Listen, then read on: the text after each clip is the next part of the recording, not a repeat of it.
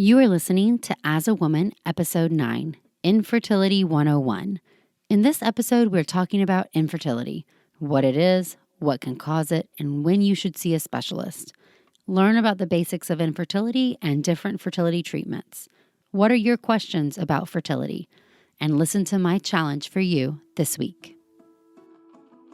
Welcome to As a Woman, the podcast hosted by fertility physician Dr. Natalie Crawford to educate and empower women. Each week, learn about your health, your fertility, and how they relate to your true self. Become a part of the community fostering collaboration over competition while learning how to authentically find your voice and amplify others as a woman. Hi, friends. Welcome back to As a Woman. This is Episode 9. Infertility 101. I am so excited to have you here. Right now, we are talking in my bread and butter. This episode is essentially what we would talk about if you came to a Infertility 101 session that we would hold, where we're trying to outreach and educate you about fertility so you can understand what it is and when you need to do something more about it. So let's start at the beginning. What is infertility? Officially, if we're like textbook definition it, so if you're taking a test about infertility, the diagnosis is trying to get pregnant for 12 months without success if you're less than 35, or 6 months if you're 35 or older. And the reason why it is different if you're younger or older is so that we can get women who are starting to run out of eggs or getting older, having different genetic potential of their eggs, into an evaluation sooner. Because the worst thing we can do is just tell you to wait and then find out that something's wrong. But I'm going to start the very beginning of this episode and say a huge caveat. Trying to get pregnant means you have to have regular menstrual cycles. You have to be able to have intercourse. If those things aren't happening, it doesn't really count, meaning don't wait. Go get an evaluation sooner. If your periods are irregular, I don't care how old you are. I don't care if you're 20. Please do not wait a whole year before seeing me. If you want to be pregnant at any age and your periods are not regular, you need to see me or your OBGYN. If you're unable to have intercourse, whether it's too painful, can't have, penetration or insertion, or if your male partner can't achieve an erection or ejaculation, not going to get the job done.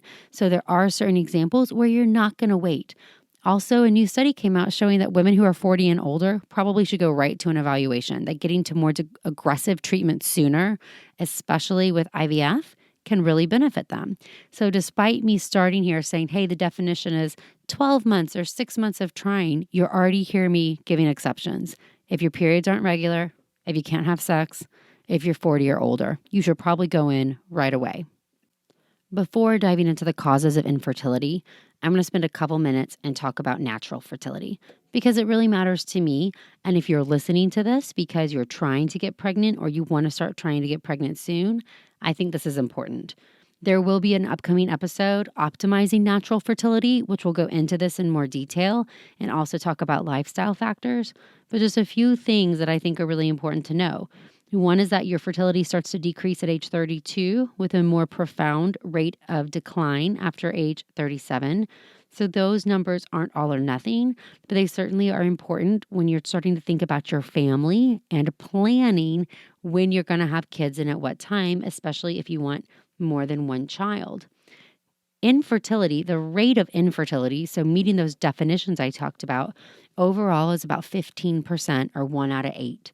Now, historically, that's the overall age, but the probability of not having a child is going to increase with the time it is that you get married. So if you get married younger, say 25 to 29 years old, there's a lower chance that you'll have infertility. It's about 9 to 10%.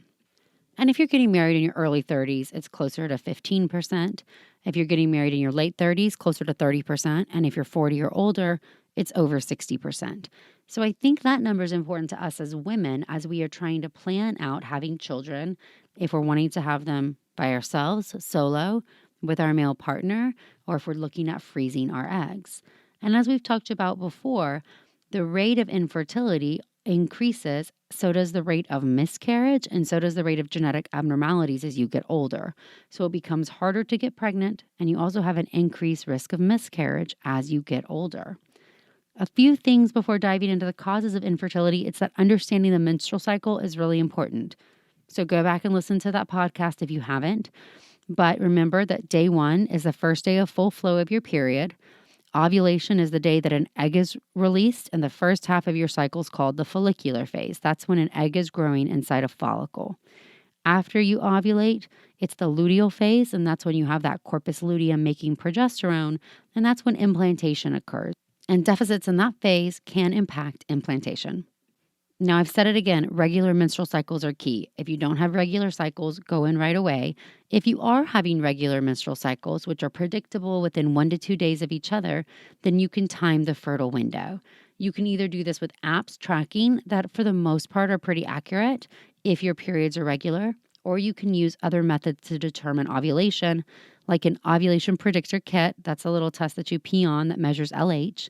Cervical mucus monitoring, where you're looking for that type 4 sticky egg white mucus, or basal body temperature, which is actually confirming that you ovulated by seeing an increased shift of your basal or your core body temp with an increase in progesterone that happens after ovulation. And the one thing that I always get asked about is like, when do you have sex? The day of ovulation is your most fertile day, but that egg only lives for 24 hours. So typically you want to have some sex leading up to that time frame if you know when it is. So we usually say the most fertile days are the 5 days ending on the day of ovulation. And so depending on how you're tracking your cycles, the calendar method will tell you that's your fertile window and to have sex then. If you're using ovulation predictor kits, you'd want to have intercourse the day of the positive and the day after. And if you're tracking with cervical mucus, you'll want to have intercourse on the day that you see that type 4 or egg white mucus. And so now let's dive in to all the different causes of infertility. I'm going to start right there with anovulation, which means the inability to ovulate. So if you are not having regular menstrual cycles, you are not predictably ovulating. This is actually one of the first questions I ask my patients when they come to see me. Tell me about your periods. How many days between each cycle? Are they regular? How long do they last? Do you have spotting? Do you have pain? I want to understand what your periods are doing because that is actually giving me a lot of data as a fertility physician. And so if you are not ovulating, there can be different reasons why. So what starts going through my brain is it can either be a brain function problem. So your brain is not sending out FSH or LH, the hormones that cause you to ovulate. And that can be for a variety of reasons. It can be due to stress, not eating enough, an eating disorder, exercise. It can be due to thyroid abnormalities or abnormalities in the pituitary gland, such as a mass or something producing prolactin. It can also be due to ovarian dysfunction. So most commonly, this is PCOS or polycystic ovarian syndrome. And unlike its terrible name, every fertility doctor hates the name PCOS. The problem isn't really that these tiny little cysts exist on the ovary. If you could see me, I'm like doing air quotes, cysts. Really, they're just a bunch of small follicles. And I like to think about it as a stubborn ovary or a really crowded ovary. This brain is sending out a normal amount of FSH, but the signal is just getting dispersed between all of these follicles or these eggs waiting to respond. And it's not a strong enough signal to get any one to ovulate. So it's a very stubborn ovary. And that can be overcome sometimes with lifestyle or dietary changes and sometimes with medications for ovulation induction. Other reasons why you may not be ovulating is you may be an ovarian failure. You may be out of eggs. The brain may be sending all of the FSH it has and your ovaries are done. When this occurs kind of in a natural time frame, usually around age 50 or so, we call this menopause. When this happens early, so when you're younger than this, that's premature ovarian insufficiency or POI. And if that's happening to you, two things. One, you need an evaluation to see why. Sometimes there's an etiology, it can be an autoimmune disease or it can be genetic disease, and you need estrogen replacement. The female body is not meant to be without estrogen. So if you're not having periods, even if you're not trying to get pregnant, you need to go see a doctor. Exception is if you're on certain birth controls can prevent a period from coming, which often we find beneficial. You don't have to deal with a period in your life. But if you're not on any form of contraception and your periods are coming very irregularly, especially if it's more than 3 months apart, you need to figure out what's going on. Another cause of infertility is ovarian aging. So we've talked about the fact that as we get older as women, we have a decrease in both the quality and the quantity of our eggs. The quality is really associated with age, and so we can't evaluate this with any metric. Studies suggest that the majority of eggs from women over the age of 40 are chromosomally abnormal, and so you have a lower chance of success and a higher chance of miscarriage as you start trying to get pregnant. Certainly, lifestyle factors, environmental toxins, what you eat probably plays a huge role here, even though we don't really have randomized controlled trial evidence. The truth is, some things cannot be evaluated in an RCT and never really will. That doesn't mean they're not important.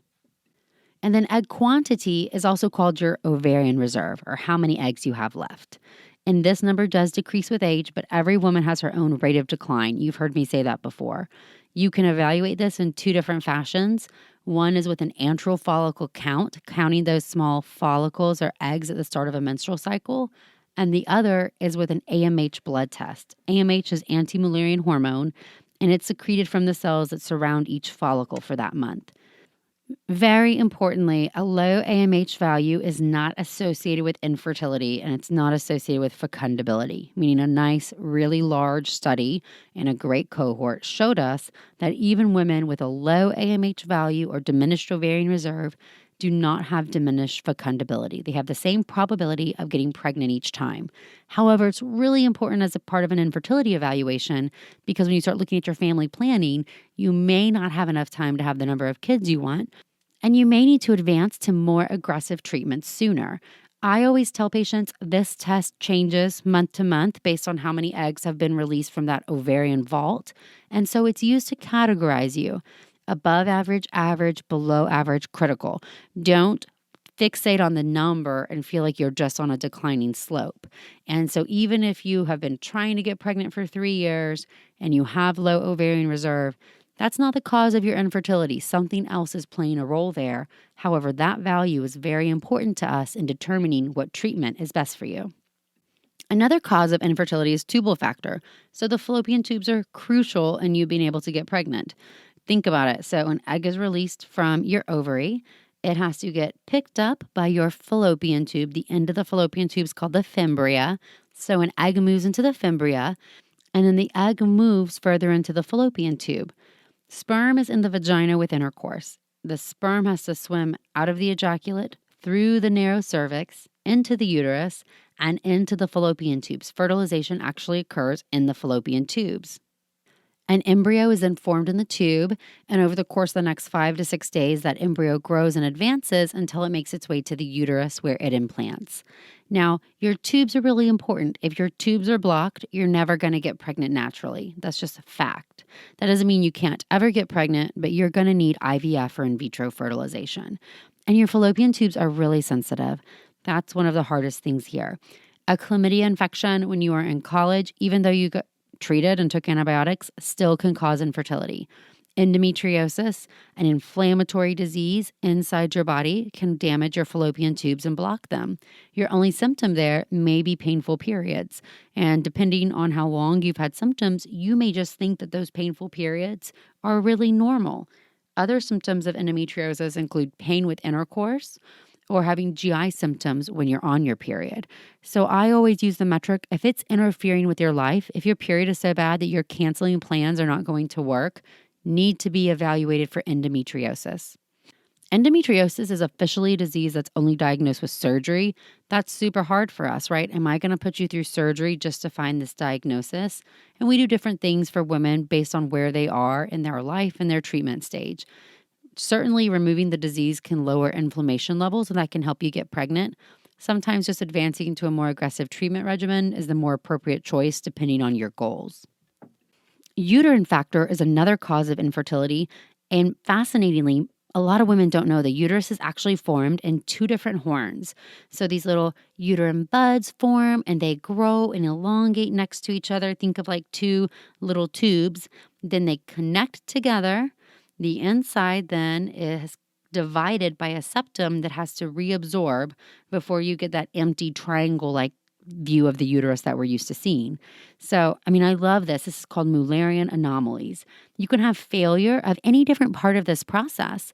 And the most common is having a uterine septum. So that means your two different horns formed, they elongated, they fused together, but you had failure of complete reabsorption of that midline portion. So you're left with a small septum in the uterus. Now, the septum is avascular, so it doesn't have that muscular myometrial component to the uterus that contracts and has lots of good blood supply. It's avascular, and if a pregnancy comes and tries to implant there, you have an 80% chance of miscarriage. That number is just way too high to leave a septum in place. So if you have a uterine septum, we need to take it out. Luckily, that's with a really easy surgery. It's my favorite surgery to do. It's hysteroscopy. So you put a camera through the vagina, through the cervix, into the uterus. And these small little micro instruments go through the camera and you fill the uterus up with water so it distends. And you put your instruments in and you can just watch and cut the septum right out. It's fascinating. I love it. And there's other abnormalities of the uterus that can cause problems too. One of the most common is uterine fibroids. A fibroid is a benign muscle mass. It's like a tumor inside the uterus. And these fibroids, depending on where they are in your uterus, sometimes can prevent implantation from happening or sometimes may be associated with miscarriage. So we really need a full evaluation of your uterus and your fallopian tubes. Both tubal and uterine factor are best evaluated with a test called an HSG or a hysterosalpingogram. And a hysterosalpingogram is also known as the X-ray dye test. In this test, a speculum is placed in the vagina, a small catheter goes to the cervix, and then dye is injected into the uterus while we take X-ray, just flat film. And we can see on the X-ray the inside of the uterine contour, so we can see if there's a septum or if it's perfectly normal. And then dye can also move through the fallopian tubes. Now, the combination of the HSG test plus a pelvic ultrasound, which is a transvaginal ultrasound, those tests together give us all the information we need to know about your anatomy unless we're finding something strange. So the ultrasound evaluates your ovaries and the outer portion of your uterus, and the HSG test will tell us about the inside of your uterus and your fallopian tubes. And we can't forget about the men, so male factor is another cause of infertility.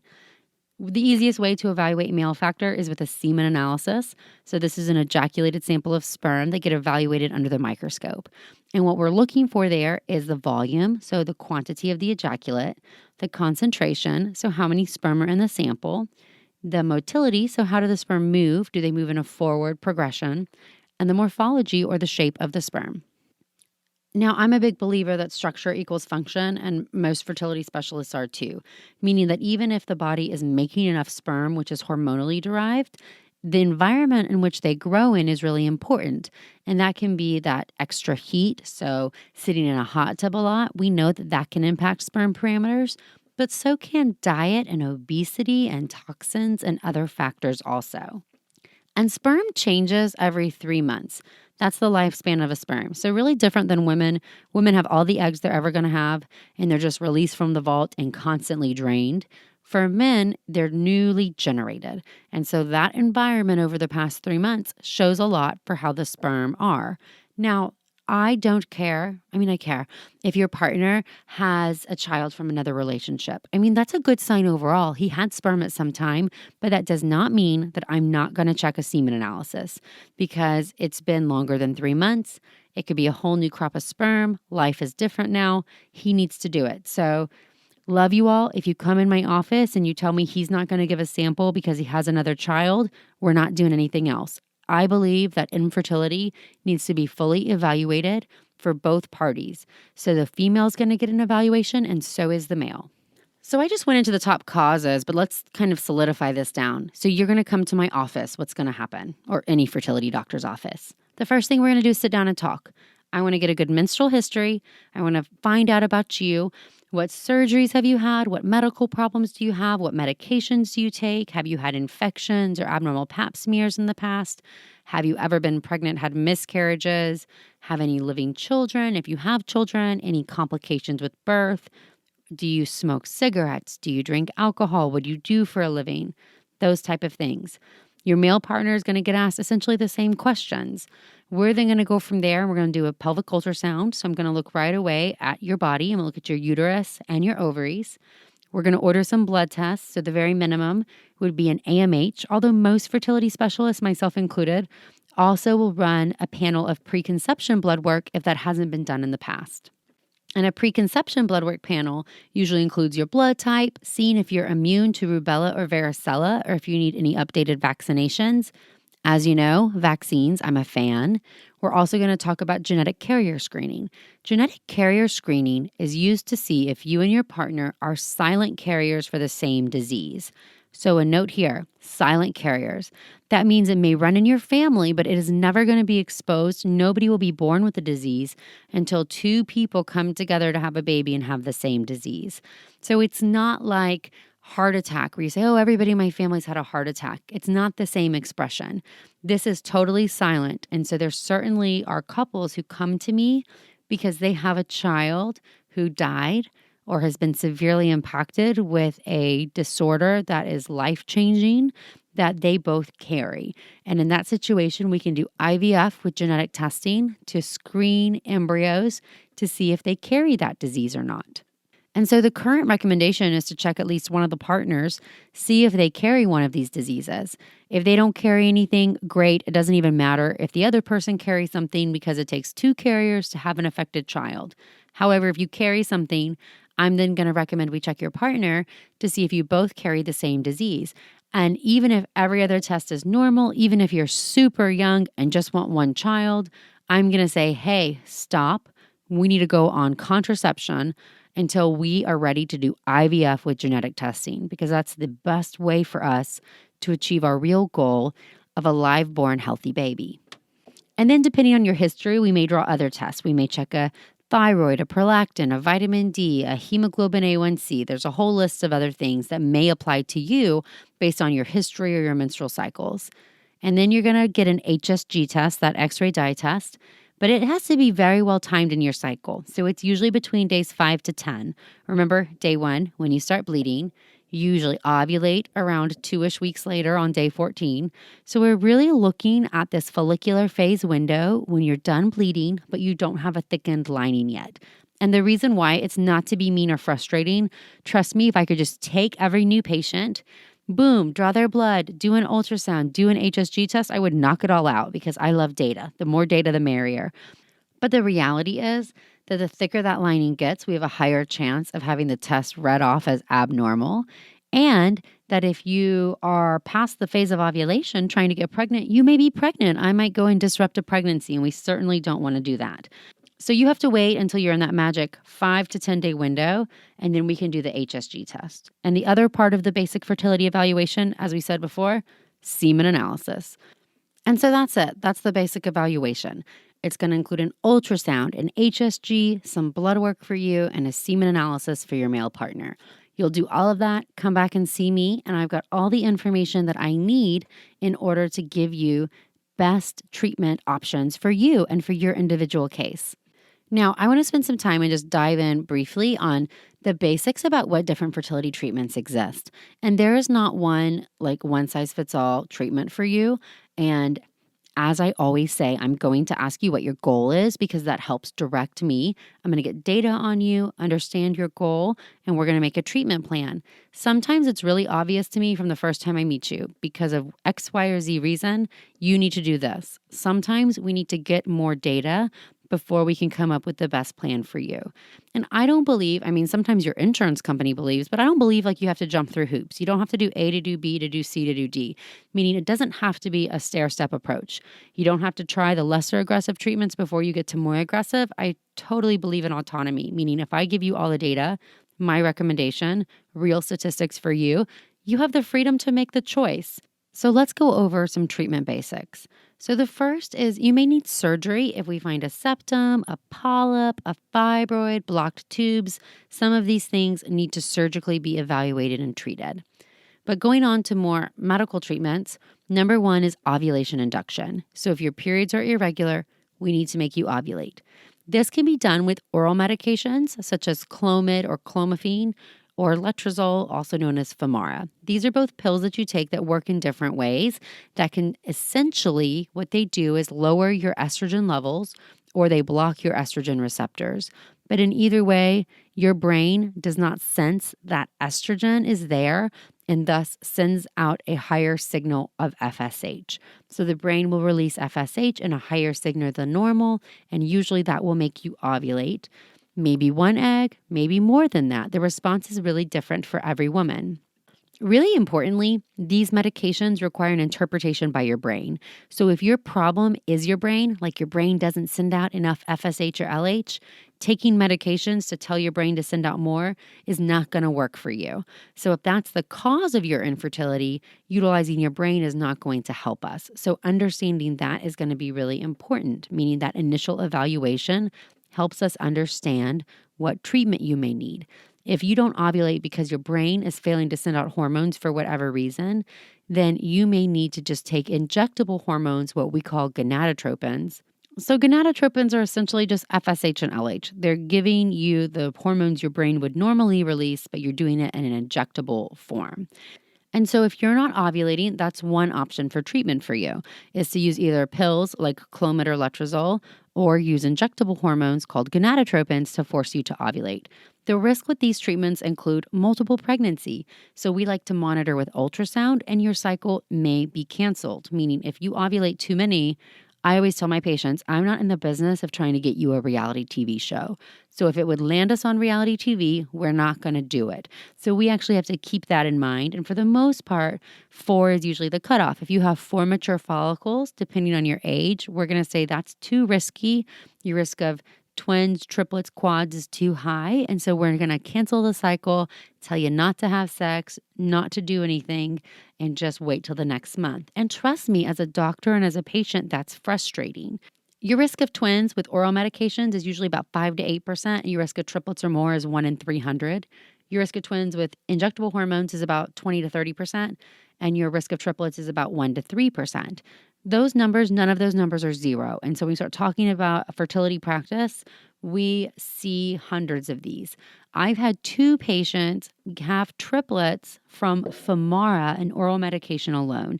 So it certainly happens. So don't think that that risk is completely null. Also, if you have medical problems where having multiple pregnancy would be problematic for you, we like to shy away from these treatments because doing IVF or treatment that may have a lower chance of multiples may be better for you. Now, sometimes we'll pair this with what we call an IUI or intrauterine insemination. Intrauterine insemination can be used for mild male factor. It can be used for unexplained infertility or for same-sex female couples who are needing to use donor sperm or for single females who are using donor sperm. Now, for this process, we have a male give us an ejaculated sample on the time frame when you're ovulating. We clean and process the sample and we pull it up into a small catheter. And then we move the catheter through the cervix into the uterus and we inject the sperm into the uterine cavity. We're not injecting the sperm into the fallopian tubes. We're not injecting the sperm into the eggs. So we're not ensuring that fertilization can occur. Certainly, it still may not happen. But I like to say we're getting your best players further down the field. And when we combine this with ovulation induction, sometimes our goals for unexplained infertility, meaning all your tests are normal. You ovulate, the sperm is fine, your tubes are open. Sometimes we try to pair making you ovulate more than one egg or super ovulation along with an IUI. So I like to use my sports analogy and say, this is like giving multiple goals at the end of the field. So I'm having multiple goals and I'm taking your best players and putting them further down the field. I cannot make them make a goal, cannot make it happen. But I'm certainly increasing the probability or the odds that it can happen by having more opportunities or more goals and getting those best players further down the field. Now, another note on unexplained infertility. A couple trials we use sometimes to counsel patients is that with unexplained infertility, that means everything is normal, but you're still not getting pregnant. The odds of getting pregnant, the longer you keep trying, just go down and down. So something is not coming together perfectly. If you've been trying over a year, it's about 5%. And if it's over 2 years, it's about 2 to 3%.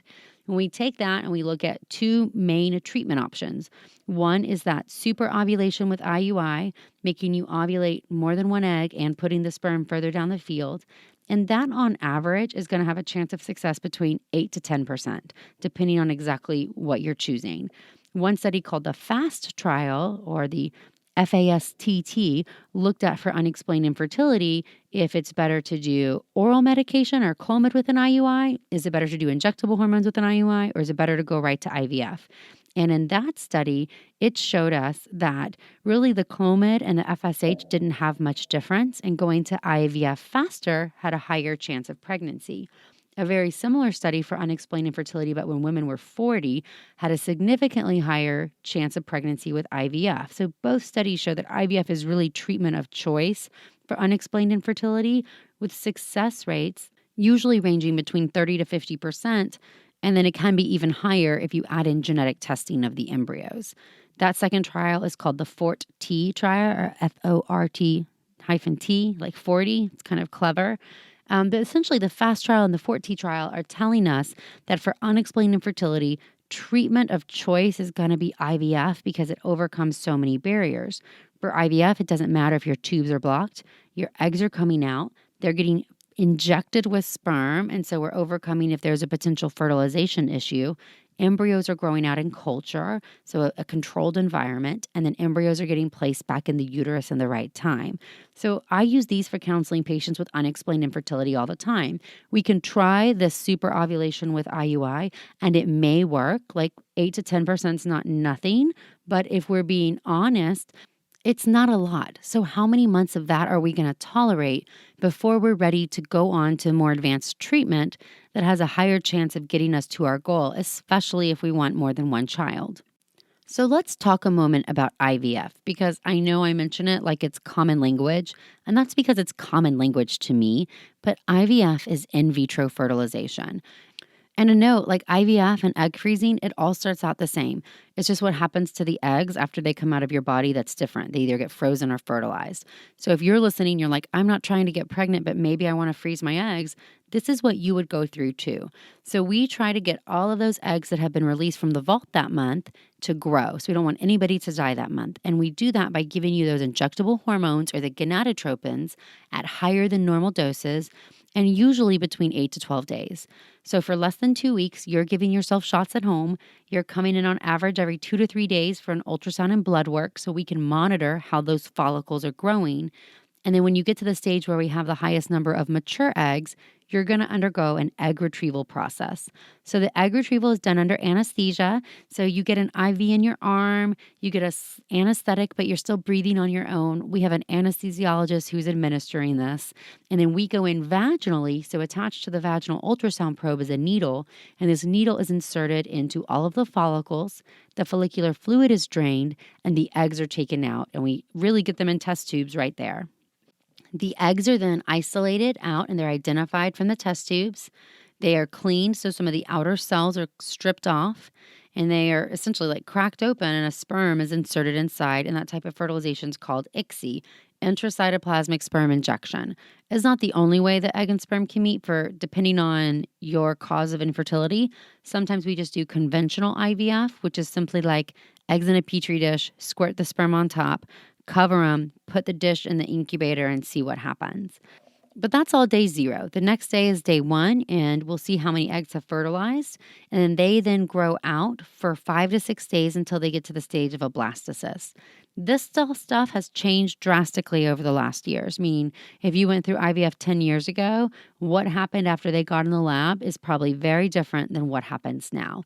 But essentially, they grow out in the lab until they get to this blastocyst stage where they're 100 to 200 cells, and they're much hardier than they are earlier on.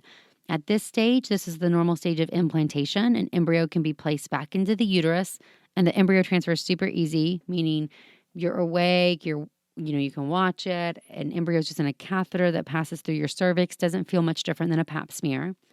Or embryos can be frozen and do a transfer the next month when your hormone levels are down lower in a more natural phase that has been shown to have higher pregnancy rates. Or the embryos can be biopsied for something called preimplantation genetic testing, or PGT. Now, this PGT has changed the ball game for us, meaning that it can be used to just do some screening or to detect aneuploidy, the number of chromosomes. So that same thing that causes you to have a decreased chance of pregnancy as you get older, the fact that your eggs are less stable and more prone to genetic abnormalities, we can detect that when they get to the embryo phase with PGT. We can also do this to test for those single gene disorders that you checked on your genetic carrier screen. And it can also check for what we call translocation. So when you were formed, if two of your chromosomes switch spots, you're perfectly normal because you have all the genes that you need. But when your chromosomes go to split when you're trying to get pregnant, they often split unequally and you have a higher chance of miscarriage. So that's called a translocation. And so we can do genetic testing for any of these indications, and we find the best embryos that have the highest potential of survival. This is huge, you guys. So a couple of statistics here. One is that, IVF and live birth rate, age is still a limiting factor for us. And so looking at how old you are when you go through IVF determines your chance of success. We're saying especially if you're not doing PGT here, so you're just going through the cycle. This is why if you do IVF younger, when you want lots of kids, you're going to have an overall higher chance of getting your end goal. And so if you are less than 35 years old and you go through IVF, your chance of getting pregnant is between 40 to 50%. If you're between 38 to 40, it's down to about 20 to 25%. If you're 41 to 42, 12%. And if you're 43 to 44, it's 5% or less. And so these numbers per cycle get lower and lower as you get older and older. And some of the reason there is that percentage of abnormal embryos. So in a study done that looked at how many of these embryos that are biopsied were genetically abnormal for your age. So if you're less than 35, about 30% of your embryos are abnormal. If you're between 35 to 37, closer to 40%, 38 to 40, closer to 60%, over 41, closer to 70 or more. So you can see that's a huge change there between age 35 to over 40. And that's why IVF with genetic testing or finding that right embryo is getting women to successful pregnancies faster because they're going through more cycles without going through some of these failed transfers. And they're allowing us to do embryo banking or purposefully batching embryos so we can find some genetically normal ones before we get you pregnant and then kind of take you away from fertility treatments for a year to 2 years. Donor egg IVF is another option, and this means that the eggs are coming from another woman, not the woman who's carrying the baby. This is most often done when we are either completely out of eggs, so we're in premature ovarian insufficiency or menopause, or we have such a low ovarian reserve at our age that we'd have to go through so many cycles that either financially or statistically it doesn't make sense for us to go through the process, and that it's better to use eggs from a younger woman to have the highest chance of getting to our goal. And then egg freezing is going through this whole process, but stopping at the egg stage. Now, an egg is one cell. Embryos, when we freeze them, are multi-cell, so embryos survive better. I say that embryos from the freeze-thaw process, usually about 97 to 98% of them survive. In clinical practice, I feel like that number is even better than that. And eggs are not the same because they're one cell, they're more fragile. And so I usually tell patients to expect about an 80 to 85% survival rate and acknowledge that we have no idea what happens afterward. Knowing that in IVF cycles, not every egg will fertilize and not every fertilized egg will grow out to a blastocyst. That attrition in culture is usually at least 50%, if not more, are lost throughout that process. And you have to think about that when you freeze your eggs and think about the percentage that'll be genetically normal and abnormal when your doctor gives you kind of a goal of how many eggs you may need to get. And as you've heard me say over and over again, egg freezing is not everything. It's not an insurance policy. It's not a guarantee. The reason to do egg freezing, especially as you're getting older, is because you want to have the best chance to have a genetic child with your partner who is yet undetermined. The only guarantee is trying to get pregnant at this current moment. And egg freezing is more successful when you do it younger. So starting to think about that at a younger age is going to be the most beneficial to you. Okay, guys, you've now listened to a lot of what I talk about at new patient visits or follow-ups when we're trying to talk about infertility, what may be going on with you, and what the best plan of action is for you. Now, this podcast is not everything, meaning there are certainly causes of infertility that I didn't cover. They're just less common than the ones that I did. And there's certainly different variations in treatment that we didn't go into significantly. based on what your diagnosis may be. But hopefully this has provided you an overview for all the different things that can kind of cause infertility and what we're thinking about as a fertility physician evaluating you as a potential patient. Now, my challenge for you this week is really simple, and it's really not just a challenge for this week, it's a challenge forever. I want to change how you think about infertility. You've heard me say that I hate that there's a stigma around it because it prevents women from talking or expressing their feelings when they're going through this process. Infertility is really isolating. You are usually being left behind socially when your friends are getting pregnant, and there's a lot of self-shame, feeling like you did something wrong to cause this, and a lot of blame. There's also a huge strain on relationships. This is hard stuff. So please stop asking your friends when they're going to have kids. If people open up to you about their struggles, please be supportive. Think about what you're saying. No more, have you just tried relaxing or going on vacation or my cousin did this or that. Just be supportive. What can I do for you? Do you need me to go with you to an appointment? Do you need to get away from fertility treatments or do you need to talk to me alone? What can you ask your friends to be supportive?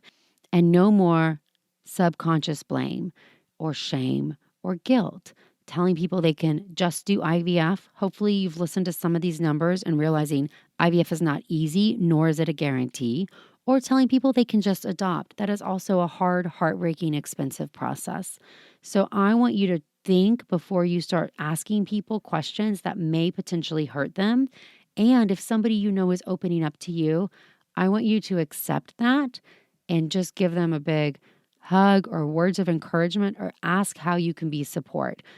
Well, I know this episode was a little longer, but thank you so much for listening today. This is just really my heart as a fertility physician, wanting you to know a little bit about this process when it comes to an infertility evaluation and hoping that I can demystify a little bit about what happens if you come for a new patient appointment. I promise I'm not scary. The office is not scary. It's not a scary thing, even though I know that no patient really wants to come and see me. As you know, As a Woman podcast is still a baby podcast. Love all of your support, shares, reviews, ratings. I can't tell you how much they mean to me. I also love when you DM or email me and tell me what you would like to hear in upcoming episodes. I take all of that into account and I have a running list going. So if there's something on your heart that you'd like to hear, please let me know. And you can feel free to follow along on my Instagram at nataliecrawfordmd and check out the website nataliecrawfordmd.com. And please join us next week for episode 10, Stop Interrupting Me.